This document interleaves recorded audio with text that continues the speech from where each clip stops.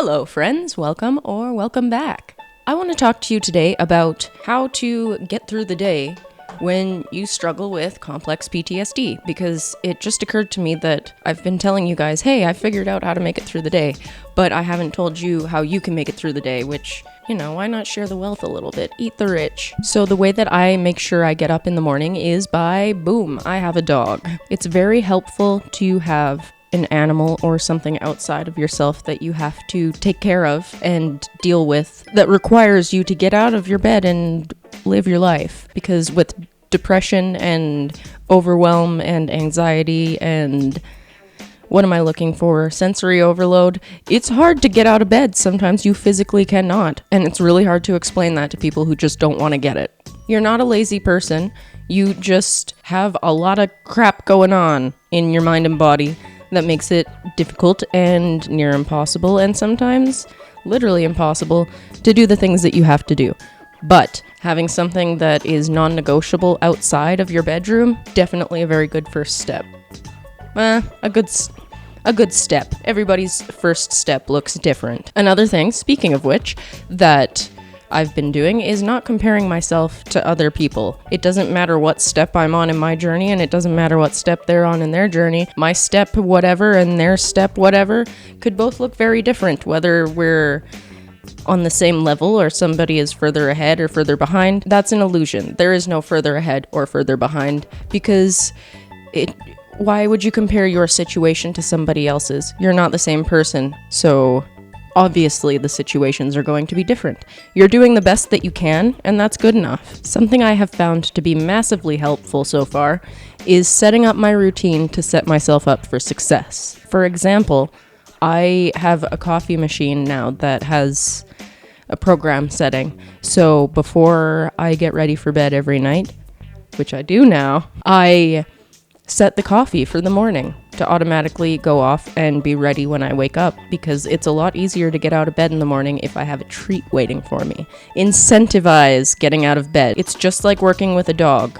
You want positive reinforcement, and you want consistency, and you also want to lay down the law. And you know what? It is what it is. You have to get out of bed. But when you do, there will be a cup of coffee waiting for you. Good girl. And now this isn't for every single day of my life. Obviously, there are days when, you're just not having a good mental health day. And even if you follow all of the steps in your routine and you set yourself up for success, sometimes the chemicals in your brain aren't going to fight fair, because that is the name of the game. So basically, if I wake up feeling like I'm in a funk or I'm just having an off day, instead of trying to squash it down like I once would have, I've started embracing it. Like, oh, this isn't going to be a good day. Well, we'll make the most of the bad day, because putting pressure and expectations on myself never ends well, because then I get more overwhelmed, and that makes things very difficult.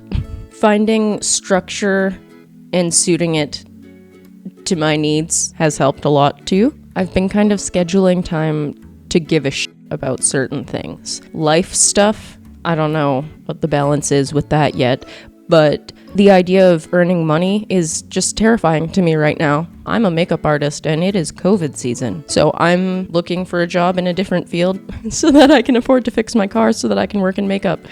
Ugh. So budgeting my time and emotions has been huge for me. And I'm trying to live in a way that is more accepting and grateful. It's really hard to give up control, especially when you're a control freak like some people in the room, but admitting that I have no control over what's happening and I'm just going for it and giving it the best that I can, that's good enough.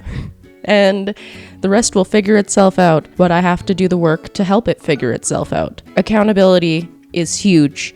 And part of the reason why I even have this channel is to hold myself accountable, because there's other people who know what I'm trying to accomplish, and so they can ask me how it's going, and I'm going to give them an honest response. I want that to be a positive response, so I'm working on it. A general life hack that I'm sure everybody's figured out by now, but something that's helped me, is putting in an earbud or two, or heck, put big headphones on. Even if you're not playing anything, it's just implied that you don't want to be spoken to. Paint yourself in colors that say f off and hopefully it works. I've been thriving in the current conditions while grocery shopping because it's against the law for anybody to get within 6 feet of me and get in my face. For a person with complex trauma, that is the dream. I have a whole ass dog that is trained to stand behind me and walk around me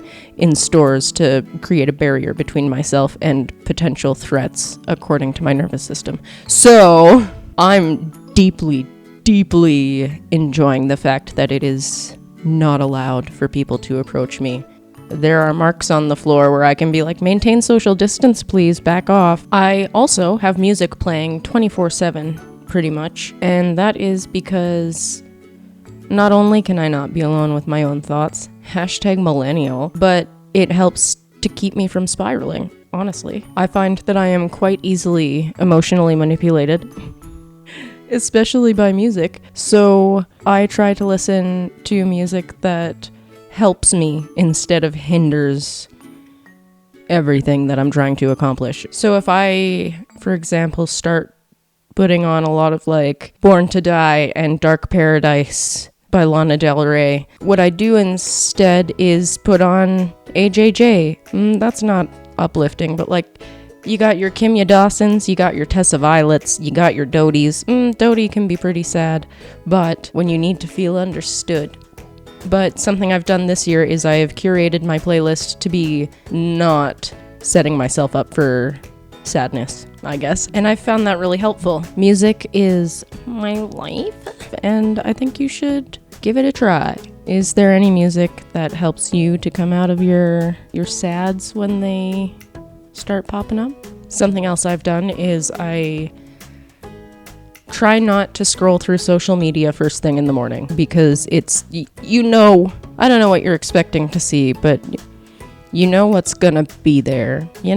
Reality, life, the news, reality, fear, trauma. Why start your day with that? So a habit I've gotten into now is not looking at my phone until I get out of bed. Like, I'll look at it to check the time, but very rarely will I actually go through my notifications in bed. I have a little nesting chair that I have in my little nesting area, but I've started getting out of bed. I take care of my dog, and then I come in and I pour my coffee, and then I sit down and I start drinking my coffee, and I take it easy. I don't burst into any business related stuff right away. I don't burst into any social media stuff right away. Sometimes I go onto YouTube and see like, oh, what can I add to my watch later playlist while I sip on my coffee? And sometimes I'll listen to a podcast. Usually I'm just listening to music. It's nice. I've started my mornings quietly instead of rushing into the day in a panic, like, oh my god, I have to earn rent today. That, like, the stakes way up here, man. And that is just not so. I don't have to do everything today, but the anxiety tells me that. So I make a point of starting my day quietly, because the rest of the day is not going to be quiet. I've also been trying not to put too much pressure on situations. For example, I'll have a list of things I want to accomplish today. It's a delicate balance working from home and like working for yourself while trying to also get a job working for the man when your car doesn't work, so that you can get your car to work so you can go back to your career, and hopefully by then it will be safe to do so. That being said, I've never been good at juggling. So I write everything down, and I have a calendar. Maybe I'll insert a shot of it if there's nothing incriminating on it, I don't know. I have it color-coded by week. I got it at the dollar store, and it has like 1 million pages, so I think it's gonna last me forever, and I'm real pleased about that. Oh yeah, if you're a person who wears makeup, wash your brushes today. Clean them, because it's COVID season. Also, my upstairs neighbor just burped really loud. If nothing else, I'm consistent because I just got mascara on my eyelid. Is that my new shtick? That's another thing. I always feel like I am doing it completely wrong. I never feel like I have any idea what I'm doing at all. And if I do feel confident, I then become confident that the other shoe is about to drop. But you already know that because you probably also have complex trauma if you are watching this. I know I say this every video, but you really do need to be kind to yourself, because I'm not saying that the world is like a terrible, cruel place, but sometimes it can feel like it, and maybe it full on is. But the fact is, at the end of the day, the only person that you have guaranteed no matter what is you, because you have no control over what's going on outside of you. And the vast majority of the time, if you have CPTSD, you're not in control of what's going on inside of you either. But something that I have learned to teach myself to try to be in control of is how I speak to myself. Negative self-talk is a reflex for us, often. I don't want to generalize and speak for every person who has this disorder, but it's almost comforting because it feels familiar. And a lot of the time, nobody's going to treat you as horribly as you feel you deserve to be treated. Until they do. And then that is an awful situation that we'll talk about in a whole different video. We didn't have our needs met, point blank. That where this disorder comes from is not having your basic need for safety met. A person with CPTSD has had their brain and body and spirit developing in a situation where it's not safe to be. So we are constantly looking for the source of the danger, and it's exhausting. So even if nobody else has your back, I want you to have your back because you deserve it. And you're gonna go, oh, Kalila, no, I don't, though. You don't understand. I'm awful. I know you. I don't know you. This is a completely parasocial situation, and you also don't know me. What I'm saying is that I don't know you, but what I know for sure is that simply by being alive, you have worth. Period. And I don't know your backstory. Maybe you're secretly a horrible person who has done horrible things, but if the only evidence of that is what your caregiver has told you to manipulate you, then I'm sorry, but you're not that bad and you deserve happiness. And I really hope that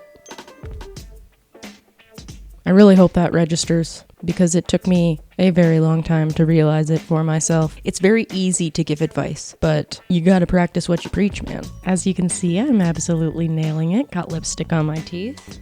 Thank you so much for watching. If you haven't yet, please subscribe to this channel. Maybe click the notification bell so that you're made aware when my videos pop up, and then there will be more engagement with them sooner, and the algorithm will be like, damn, who is she? And then show me to everybody, and then I'll be able to pay my bills doing this, which is what I can do. Don't forget to be kind to yourself and others today, and I will see you next time. Bye!